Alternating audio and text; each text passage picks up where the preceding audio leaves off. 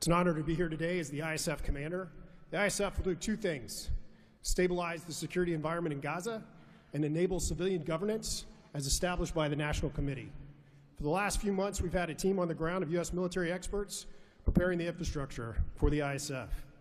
This team's already operating from a combined joint operations center that's going to be the headquarters for the entire ISF.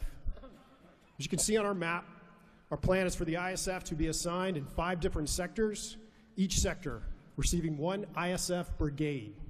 In the short term, we plan to deploy to the Rafah sector first, in addition to the training of police.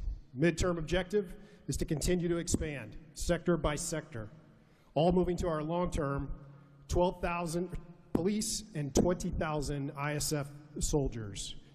I'm incredibly pleased to announce today that the first 5 countries have committed troops to serve in the ISF: Indonesia, Morocco, Kazakhstan, Kosovo, and Albania.